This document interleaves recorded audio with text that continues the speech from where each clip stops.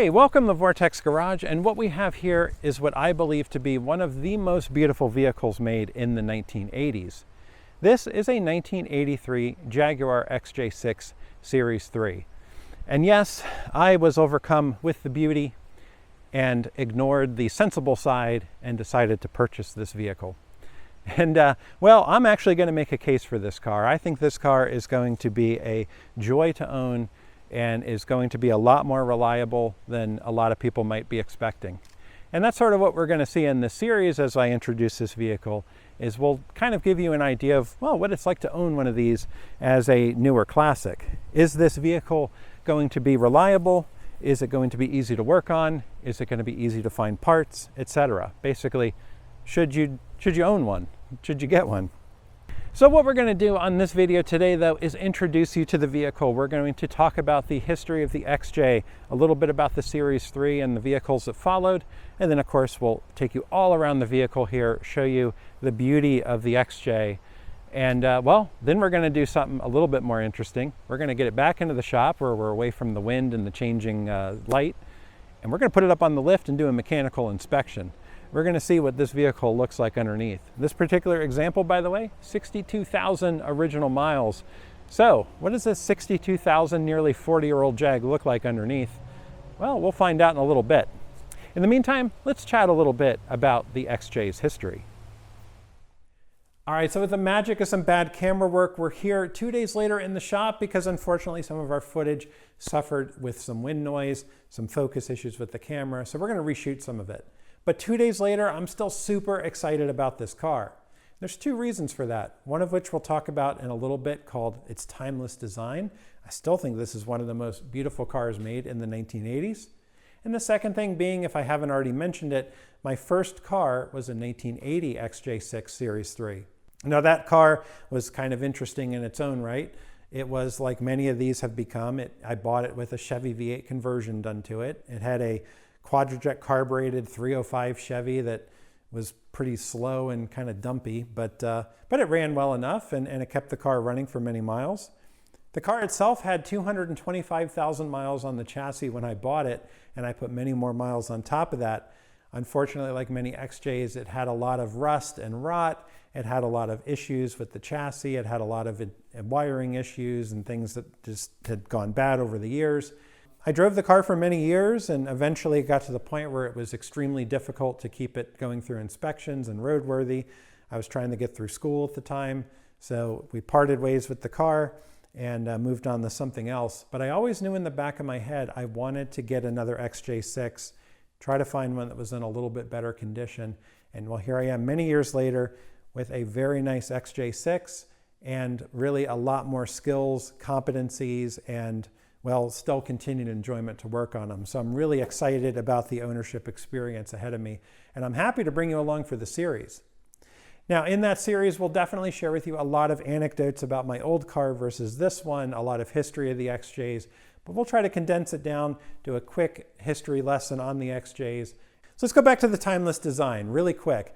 I believe it's a timeless design, which basically means no matter what year it is, no matter how new or old the car is, it still looks good. And I kind of think these qualify. Now, most cars go through what I call a reverse bell curve of their style. They start out, they're very fresh and new, and they look good. And then they get more stale looking, and over the years, style moves on, and well, sometimes they suffer and they become downright ugly. Well, then something strange happens. Many years pass, and well, you don't see them on the road as much anymore. Oh, the style's moved on so much, now this is intriguing looking again. And then eventually they go back up, and they're, interestingly enough, a lot of cars become stylistically classic. And that's how classics are born from a style perspective, this reverse bell curve. Well, I believe that these cars went through that same reverse bell curve, but it was much more shallow. They went through a period where they weren't as cool and fresh a design, but they still looked good. And I think that's evident in the 1980s. You think about how angular things were in design. Well, these cars still look like this. Now, no doubt at the time, people probably thought, this is getting stale. It looks like an old style car. Come on, we want composite headlights, not quad headlights. We want angular design. And Jaguar delivered that with the XJ40 chassis, which came out in 1988, which was a much more squared off angular design, really fit for the design of the 1980s. But even though that car had its own elegant style, Jag eventually moved back in the 90s to a more curved shape bonnet, the quad headlights, and something a little more reminiscent of the XJ design. And to me, that tells me that that bell curve was a lot more shallow, and that in that whole time, even if this car in the late 80s might have looked a little old school, it still had a visually appealing design to it. So the reason I mention this is because I want to share some history anecdotes about the timeless design and whether or not it was intentional or a matter of survival. As a point of contrast, let's go to the 1960s with American vehicles. Now let's take our Park Lane Mercury that we had in some videos years ago. That was in 1965. And that 1965 was a one-year style. The 64 was different looking. The 66 was even different looking than that. And that's kind of a pain nowadays because it's hard to get panels for a lot of that stuff because no one wants to stamp out things for a one-year model unless it's a very popular car. Well, Jag, on the other hand, 1968 was the start of the XJ series. The Series 1 comes out, and it's a groundbreaking world beater type car, very well received. Now we'll show you a Series 1 here on the screen. As you can see, it's unequivocally a Jaguar, and it's unmistakably an XJ. By 1972, for I think the 1973 model year, they moved to the Series 2. So about 4 years later, it got a refresh, a redesign. And if you look at the Series 2 that will pop up on the screen, it's awfully similar to the Series 3. In 1980, the Series 3 debuted, and a few interesting tidbits on that we'll share more in this series as we go forward. Well, first of all, the Series 3 Jag was the last one to be overseen by Sir William Lyons, the creator of Jaguar, which is pretty cool to know. This was the last Sir William Lyons car that he oversaw. And also the Series 3, which had some minor tweaks over the Series 2. Well, those were done by legendary design house Pininfarina. A few things that you might notice are different on the Series 3 versus the 2 are the bumpers, and the grille is a little different. There's a few more other subtle tweaks. They actually raised the roof a few inches to give more headroom in the car. So that's interesting if you didn't know that. Now the question is, was this timeless design because Jaguar said this car looks beautiful, we don't need to change anything, or was it a sign of the times and a sign of Jaguar doing what they could to keep their head above water? Well, I believe that that's what it was. It was Jaguar really struggling and doing what they could. And luckily, I believe this design in this car was timeless enough to help them survive the tumultuous times of the 1970s. Better known here in the US as the malaise era. Well, in the UK, they also had to fight some malaise and some issues. One of them was the big conglomerate of British Leyland really struggling with costs and money issues, worker strikes, quality issues, all kinds of things that eventually became the downfall of British Leyland. Now, with British Leyland's downfall, unfortunately, we lost a lot of storied marques. Behind me is our Project Triumph Spitfire. Unfortunately, Triumph disappeared in the early 1980s. Their last gasp of breath of trying to keep relevant was selling a rebadged Honda Accord called the Triumph Acclaim. There were many other marques from British Leyland that simply didn't make it much past the 1980 mark, and if they did, it was only for a couple years and with leftover models or rebadged things like the Triumph Acclaim. But Jaguar persevered. Jaguar made it through that and is still a viable company today. Now, obviously, they went through different ownerships. Ford owned them in the 1990s, and Tata Motors in the 2000s and still owns them today. But Jaguar is still here, and I think that's kind of the point. So this car and its design and the XJS and their offerings survived for a long time with very minimal changes, but were good enough to keep Jaguar's head above water as British Leyland imploded. Now, I do believe that that was a point of necessity, that there was so much cost cutting. The XJ40, which came out in 1988, was actually started in development in the 70s, so they wanted to have it out earlier. They wanted to get rid of this older design and have the angular kind of 1980s look earlier than 1988, but it took that long due to just costs and trying to navigate through the British Leyland waters. So one more timeless aspect of these vehicles is what's under the hood, and that is the Jaguar inline 6 engine. Now, I kind of like to refer to it as Jaguar's version of the small block Chevy, which sounds horrible, but since I did own a converted one of these, I think it's kind of interesting to call it that, maybe a bit ironic. But the point that I mean is, if you look at the small block Chevy, it came out in 1956, and well, up until 1986, you could pretty much interchange the parts for many of them. And even after that, the architecture was very, very similar up until the Gen 3 LS small block came out in around 97. So a pretty long run of architecture. In 1949, the inline 6 debuted with dual overhead camshafts, very modern for its time. Now, it had a 2-valve per cylinder arrangement, which it did retain up until 1987. So this is a dual overhead cam engine, yet does have a 2-valve per cylinder orientation. But the architecture from 49 to 87 is really virtually the same. It's made in different displacements, and of course this has the Lucas digital fuel injection on it. But still, the underlying engine was very similar in design to what came out in 1949. And in that time, that 6-cylinder engine went in some really remarkable Jaguars, from the D-Type, the E-Type, and the 120s, and etc. So really a remarkable, awesome engine that's in here. So once again, a timeless piece, the timeless engine. And I'm going to leave you with one last anecdote surrounding that engine. And this one, you'll have to tell me if this is true or not. I haven't validated if this is true, and I have doubts that it is, but it's still a cool story. So the story goes that, Sir William Lyons, father of the XJ, creator of Jaguar, well, here he is in the 1970s, and British Leyland is having problems and no doubt wants to cut costs, and he knows it. So he knows they're going to come to him and they're going to say, Mr. Lyons, it's time for this old engine architecture, this 1949 engine. Get it out of here. We gotta trim our product lines to save money. Be a good British Leyland guy and go ahead and use the 3.5 Rover V8. I mean, hey, we put that in everything. So the story goes, Sir William Lyons knew that the British Leyland management was going to tell him to ditch the inline 6 and use the 3.5 Rover V8. And apparently what he did was design the engine bay so narrow that he could tell them that the 3.5 Rover V8 wouldn't fit. A V8 architecture won't fit. We have to use the inline 6. So like I said, it's a cool story, but I do doubt its validity. And one of the reasons I doubt that is the fact that I had a V8 converted Jag. So if you can fit a small block Chevy in these, I'm surprised that you can't fit a 3.5 Rover. And no doubt the XJ12 existed even until the Series 3 and beyond. So they were fitting V12 engines in these. So if the engine was so narrow that you couldn't have a 3.5 Rover, how are you fitting a 5.3 liter V12 in there?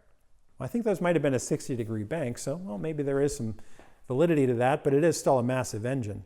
So one thing that does give some validity and credence to this, though, is, well, maybe Sir William Lyons just knew how management would react. Although the 3.5 might have actually fit, he did design the engine bay very narrow, and it certainly looked tight in there. So maybe he just went and told the management and said, look, we checked and it won't fit.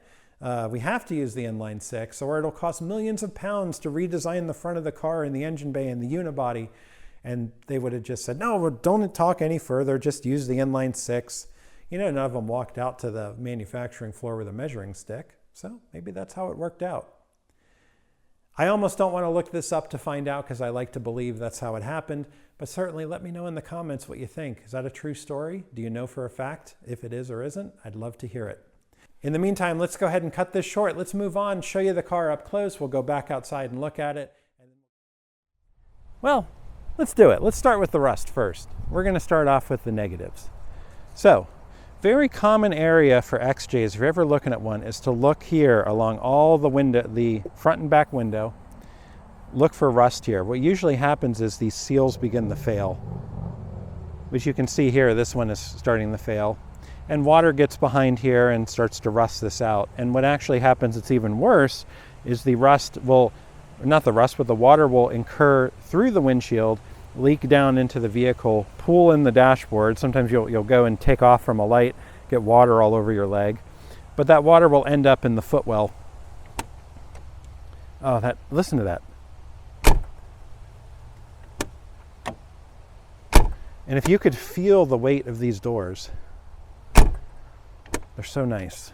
Okay, so anyway, I know I'm jumping ahead showing the interior shots here, but one thing that happens, that water comes down, pools on the floor, and basically eats it out from the inside. And mine, like I said, that I had originally, my 1980 was completely gone. Of course, 17-year-old me didn't know how to replace things with metal and weld, So I crappily put in some plywood, meant to go back and put some steel in, but you know what? The plywood was covered up and I didn't see it. I didn't think about it. Well, as we look at this one, the floor is still there. The original sound deadening is still there. There's a tiny bit of surface rust on it, and this does have a little bit of wetness to it. So we're going to have to dry that out. It looks like we've got both our original floor mats and these aftermarket XJ ones, or unless they were a dealer option. I don't know, maybe that's the case as well. So we obviously do have some things to take care of. You can see a little on the kick panel here. Whoops, a little on the kick panel here. It looks like maybe there was some water coming in. So we'll have this in the shop. It'll be completely dried out. This one was actually garage kept for many years, so which protected it. But we're going to go ahead and get it back to a good spot, and we'll keep it out of the rain. But eventually we'll have to have the glass pulled out. We'll have to clean this up, get this repaired, and get the glass reinstalled with new rubber. And hopefully do it in such a way we don't damage this beautiful looking stainless trim that is in phenomenal shape. So coming around back, again, big areas for rust, same area. There's a tiny little bubble right here, little hint of it here. My car, I think, was like pretty much all here was rust. I had to repair it. Little tiny bit here, so very common areas. And this side, this one's lucking out. Although the seal does look compromised, there's no rust here yet, so in great shape. Now, when I went to look at this vehicle, and one thing you should always do is I take with me a flashlight with a magnetic base, and I put fabric tape on it so I don't offend the owner. And I go around with that, and I have my flashlight to look at everything, whether or not the light's not perfect or underneath. But then I have a magnet I can test on all the panels. And I did it on this car, nothing with Bondo. If there's Bondo on the car, basically, or a super bad rust, the magnet won't adhere. So this car, nothing had been replaced on it. And look at those rockers. Zero rust. Even the wheel well, there's no rust on the edges. On the driver's side, and I guess there's a tiny bit right up there. You can kind of see it. There's a little tiny spot forming. But you have no idea how on these vehicles around here, even though I'm not in a super rust belt area, most of these cars are completely chewed up. Now, this car actually spent some time in Minnesota based on the paperwork in the 1980s. So it did have exposure to some bad salt areas, which have caused some rust. But luckily it got out of there before anything got terribly bad. Behind the where the license plate was, for example, there's a little bit of surface rust and some peeling paint. So this back panel, what we'll probably do is clean that up, maybe have a shop match that. We got a nice cut line, so that'll be easy to do.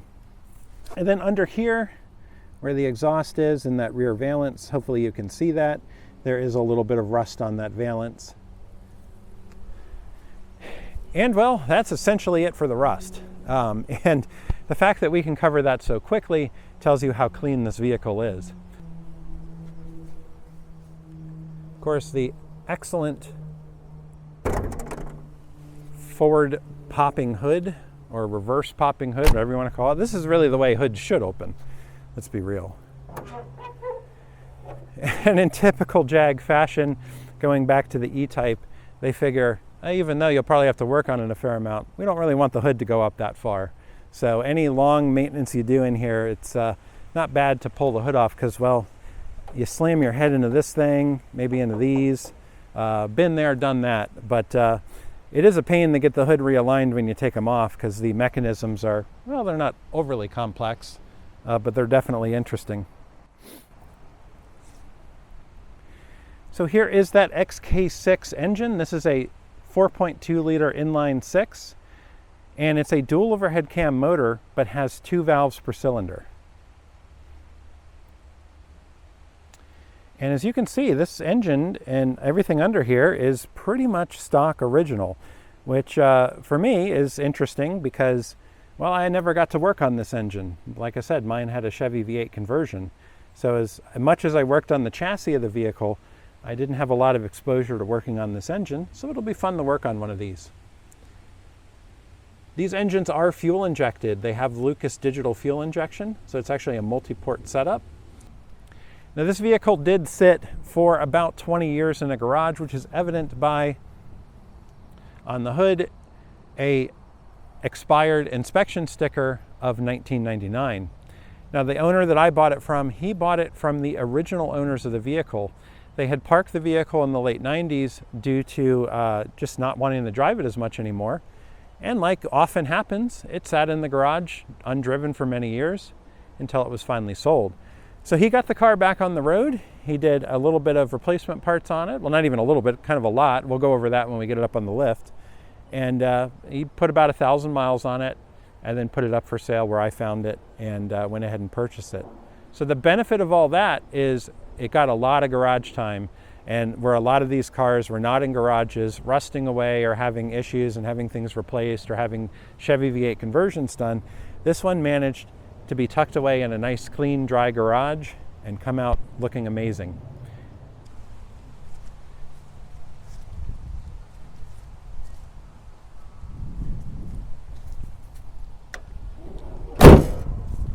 You'll see more of that later. But just looking at this car, like, look at the quality of the chrome. There is zero pitting in this chrome. In fact, you can see me and the GoPro on it like it's a mirror. And that's kind of what stood out to me as amazing with this car, is just how nice all the chrome is. The paint is original. One thing with this video, this car is original as I got it. I haven't even washed it. So it did end up sitting out for a little bit before I picked it up. So it's got some wet leaves that were on it. The previous owner was kind enough to wash it off, but you know, there's going to be a little bit of buffing on the paint that we could do. And you can tell it's already got a lot of shine to it. There's a lot of shine that's going to come out when we buff it. And the paint on these cars is quite nice. My 1980, for as rough as it was, it always buffed up really nice. It was really amazing to me how good the paint was on that vehicle. And I don't know, maybe some people would disagree, but my experience with the one I had was that for all the other shortcomings that car had in terms of rust and reliability issues, I could always get it to shine. And I thought that was pretty cool. So one other thing I really like about this vehicle, again, how complete and how clean it is. All the original stickers, we'll show you again under the hood, the original stickers are there. It has these little reflectors that light up that I don't remember my 1980 having. Could have been a Euro spec thing. And the doors are super heavy. The hinges and mechanisms are very tight on this. There's no slop in them. All the original door panels are there. The seats, the interior are all in wonderful condition. And as you can see, the dash and the interior, all in great shape. The seats are in great shape. I've always just loved the wooden dash on these. Again, one thing you find in a lot of the cars today, when you look at these old Jags, is this wood just deteriorates from UV, water incursion into the cabin. And this one is darn right perfect. So in 1983, this was the first year that they switched to the electronic trip meter, and it has a slightly redesigned center stack here.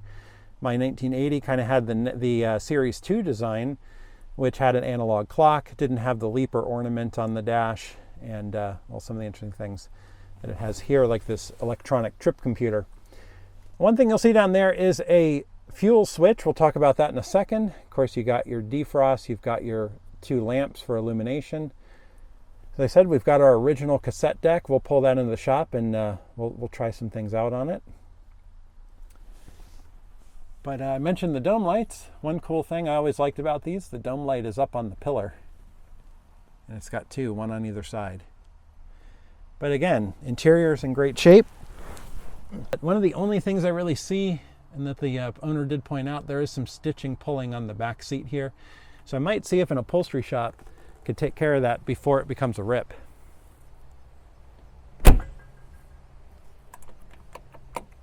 Now, the switch on the dash with the fuel icon on it is because the Jag XJs have dual fuel tanks. And there's actually a little control valve in between, which often breaks and causes them to just flow from one to the other. but it allows you to switch between the fuel tanks. So it's so cool. You're running down the road and you go, ooh, I'm almost out of gas. And you press the button and it goes to your reserve tank, or your other tank, I guess. And all of a sudden you've got a full tank of gas again. Well, it is kind of a pain to pull into the gas station, have to fill up twice. But car's narrow enough, you park close enough, you can do it all in one shot. And it does look really cool. And who doesn't like these? And they're lockable. Let me get you a better view of that. And they're lockable. So again, one of those really cool things that kind of an old school touch on something in the 1980s that you just didn't see things like this anymore. You go back to a car in the 60s, you'd see something like this. The Spitfire's got a top gas cap that clips off like this. But to see this still in a vehicle, it's just really cool. All right. Very quiet in here compared to outside.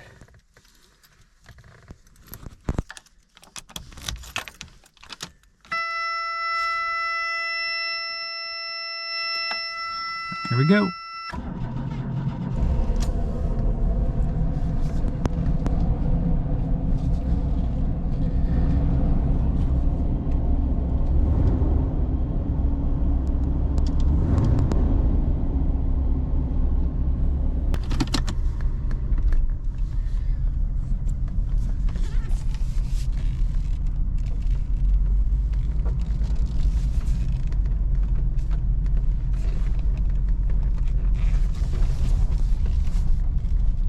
I remember when we had the Fury for the first time, driving it up the hill, it barely made it up because it had carburetor difficulties. And it just goes to show you, whenever you pick something up, even if you get something that's in pretty good shape, it always needs a little bit of something. And on this one, no issues climbing the hill. It's running really nice. I think it could use a tune-up. I detected a very small miss, possibly at idle. Could just be some cobwebs it wants to blow out, but who knows. Probably could use a tune-up. I'll have to move some stuff around and get it up on the lift, so we'll rejoin you on the lift. Well, as it turns out, we had so much content filming the introduction of this car to the fleet that I decided to go ahead and split it up into 2 videos. So check back soon for part 2, where we'll be doing a full mechanical inspection of this Jaguar, and we'll see if there's any hidden demons underneath. In the meantime, if you like this video, give us a like, drop a comment, and give us a subscribe, because we'll certainly have more with this and other projects here on Vortex Garage.